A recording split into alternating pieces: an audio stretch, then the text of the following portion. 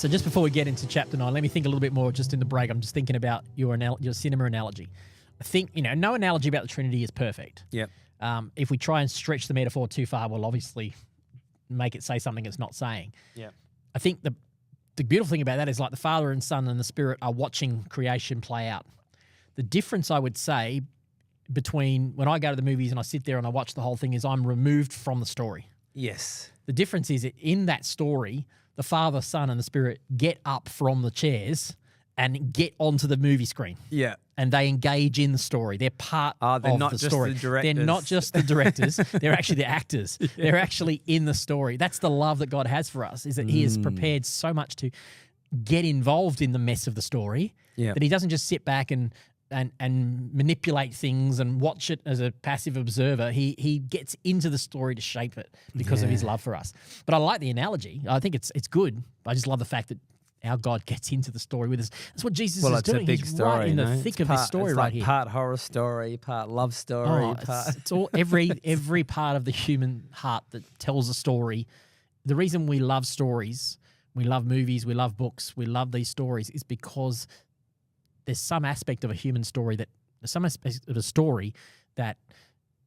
shines a light on the true human story. Yeah. The great battle between good and evil, the issue of the human heart, the selfishness of the human heart, the whole idea of we champion the selfless love of someone who gives up their own rights for others. Why is that we love those stories? It's because it's our story. Yeah. And God is in our story.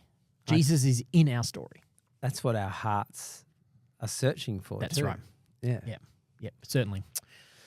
All right, John 9. John 9, Jesus heals a man born blind. Now, John has put this story in here specifically straight off the back of previously talking about being the light and all that sort of stuff. Yeah. Okay, so just realize it's inserted here to talk about blindness and living in the light and blindness and all that, okay? Darkness. I never picked that. We'll see that in a moment as we read through it. Rabbi, his disciples asked him, why was this man born blind? Was it because of his own sins or his parents' sins? Jesus says, it was not because of his sins or his parents' sins. This happened so that the power of God could be seen in him. We must quickly carry out the tasks assigned us by the one who sent us. The night is coming and then no one can work. But while I am here in the world, I am the light of the world. There's a statement for just something about healing. Yes. He's gone a little bit further than just healing a blind guy, hasn't he? That's right. He's making a statement about being much more than healing the blind. And we're going to see he's going to heal the blind guy, but he's going to bring light to that blind man. But the story is illustrating a bigger principle than, Jesus just healed a blind guy. Yeah. This story is going to tell us something about Jesus and something about the human condition, the selfishness of the Pharisees and how they clash. Back again, he's using this to pick a fight with the Pharisees and show them how stupid they are, that they are so blind. He's going to say, you guys are the blind ones, not this man. We'll see it as we go through. And so is this the only mud made with saliva healing? I'm going to say no. I think there may be a record of it also in the Synoptic Gospels, Matthew, Mark, and Luke somewhere. Okay. Whether it's the same story, just told differently, I can't recall. It may or may not be. But this is the whole idea of making the mud here is very significant in this story. Yep. What is the significance? Do we need to read on, or do you want to say it now? I'll just say it now to help us as we read the story. Yeah. We talked about this in last week's episode with Jeanie too. The whole idea that God created Adam out of the dust of the earth. You can't, if you want to create a being, something solid out of dust, what do you need? Water. Water turns dust into clay. Yeah. Okay. Yeah. So Jesus, when God has created Adam, he out of the dust of the earth, he put water there. Water's part of it. That's what Jesus means in John 3 when he says to Nicodemus, you have to be born of water and the Spirit. There needs to be some stuff. So this theme of water is carried all the way through. Jesus is going to use his spit. Remember, he's the source of living water. Yep. He's going to use his spit to create mud and then put it on this man's eye sockets, man's eyes, and he's going to recreate. He's actually going to do the same thing God did with Adam. This is a Genesis story. This man has been born blind. He's never seen. Yeah. Okay? So this is not a healing. This is creation. And it's not a sin because he never had a chance to. That's right. He was born blind. And there was a common belief that if some ailment happened in your time, there was a reason why. Either you'd done something wrong or your parents had done something wrong. That was the belief of the time. And Jesus is going, that's actually not what it's about. Don't focus on the past. Focus on what I'm about to do. I'm about to turn this whole thing. And this, what's his answer? He says, it was neither born blind, it was not his parents' sins. This happened, verse 3, this happened so that the power of God would be seen in him. That's it. The whole purpose is Jesus is going to take this poor man who's been born blind, who's never seen, and he is going to do a new creation, Genesis work in this man. He's going to take mud, think Adam. Yep. He's going to put it on his eyes, and he's going to recreate new eyes for this man. And he also says, go wash yourself in the pool of Siloam. Siloam. So is that like a baptism or something? Is that like a yes, there's a washing? There's a washing. There will be something there. I don't know what the significance of it is. He obviously has to go and wash away the mud, but there'll be a deeper significance there. Maybe one of our listeners can do the research on that and find out. So this man Jesus has done a Genesis Adam creation work on this man. That's significant. Wow. John wants you to realize that. Yep. Because he's going to go on and explain that. He's going to use that to testify to who this Jesus is. This is the same Jesus who this is the Father. This is doing the same creation work as the Father did with Adam. Okay. I would have just always thought something like, that's weird.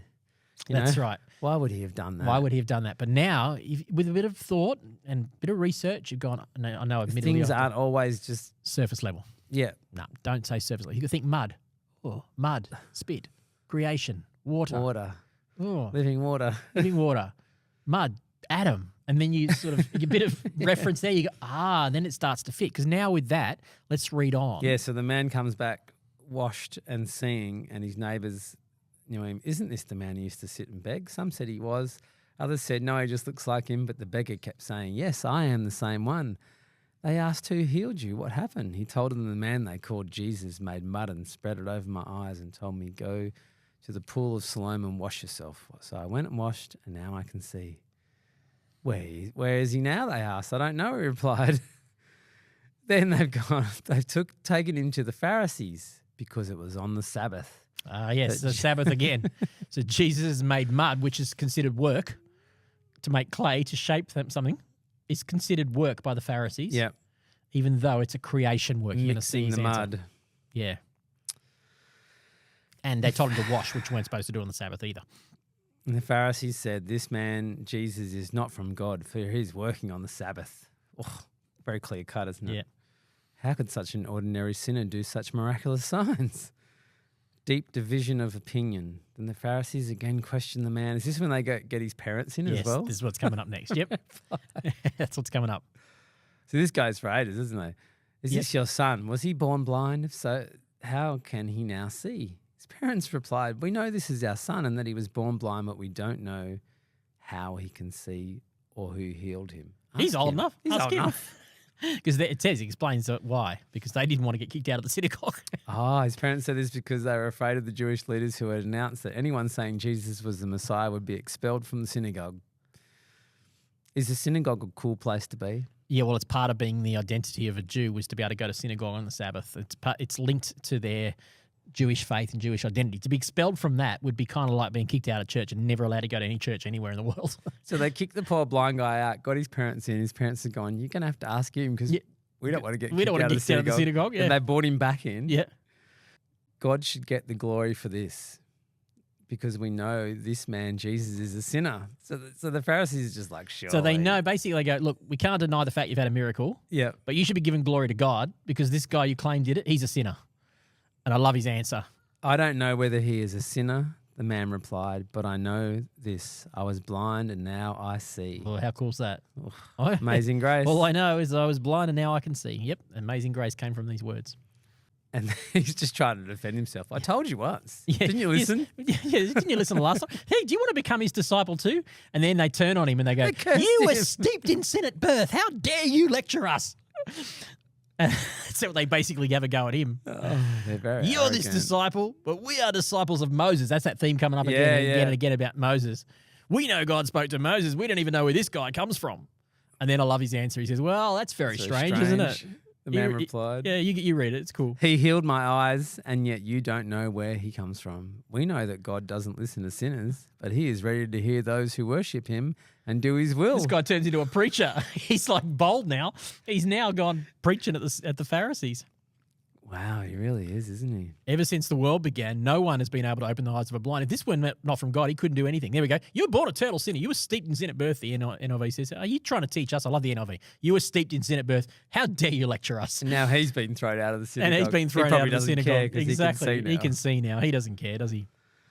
When spiritual blindness is the heading for so now we're going to see Jesus meet him again, and we're going to see Jesus is using this creative miracle to point at the blindness of the Pharisees. Let's go.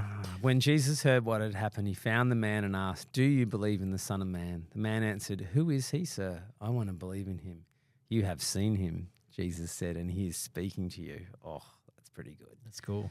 "Yes, Lord, I believe," the man said, and he worshipped Jesus. Then Jesus told him, "I entered this world to render judgment, to give sight to the blind, and to show those who think they see that they are blind." Whoa. And some of the Pharisees heard him and asked, "Are you saying we're blind?" "If you were blind, you wouldn't be guilty," Jesus replied, "but you remain guilty because you claim you can see." What do you make of that last line? If you were blind, you wouldn't be guilty. But the problem is, you claim you can see. Yeah. That's what makes you You blind. claim you can see, you know the laws, and yet you're still twisting it for your own righteousness. Yes, exactly. Yes. Which is like the crescendo of the last 3 chapters that we've just read. It's coming to this point now which is like this chapter 7, chapter 8, and chapter 9 all go together. Yeah. And this last statement is really where he's been going at the Pharisees about their religious, self-righteous blindness, darkness, going on time and again. And it comes to this point where he goes, your problem is you think you can see. You claim that you have sight. You claim that you have knowledge. The problem is it's the fact that you claim it that makes you guilty of the fact you don't have it. Ooh. Which I wonder oftentimes, I think there's a couple of applications for this. God in his grace does not hold us accountable for everything. That's why actually Jesus talks in parables. Yeah. Because he wants to, and his grace, know that if once, how do I put it? I think we talked about this maybe in last week's episode. Yeah. If we claim we can see everything, the problem then is that when we think we know everything, we are held accountable for what we know by God. I'm grateful that God in his infinite grace does not show me everything that I'm doing wrong all the time. Yeah. And that's the act of God, that he does not reveal everything wrong in our character all at once. It would kill us. It would crush us. Oh, yeah. In his grace, he matures us and he hides things from us so that he doesn't have to hold us accountable for those things. And he pulls things out at certain times. At certain times. It's time to grow up in that area. Yeah, this is something, it's like all of a sudden I'm like, I thought I knew this. I thought I was doing this right. And then God's just shown me, nah, mate, you need to be a little bit more like Jesus here and just look at the other person's point of view or think how they're feeling and, love your neighbor as you love yourself. Well said. Happens a lot. Yeah.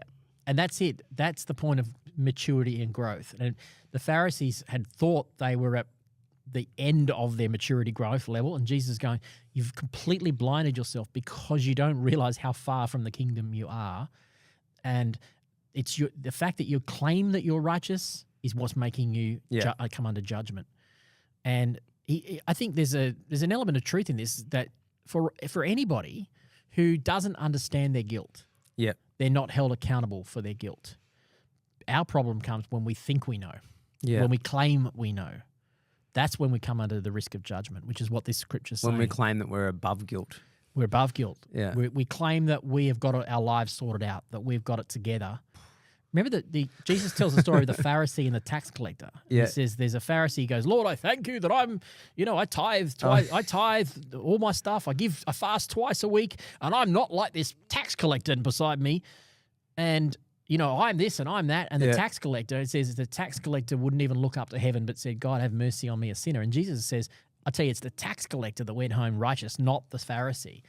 The moment we start thinking, I'm this and I'm that, Jesus will say, you're guilty of sin because you claim you can see. Yeah. Far better to stay humble, and then you'll find forgiveness. And that's the point. This is the crescendo of these 3 chapters. That's life's journey. It is indeed. All right, we're 3 chapters in. That's a big sigh. That's a big sigh. All right, we're going to change tack for the next 2. Let's go to John 10. John 10.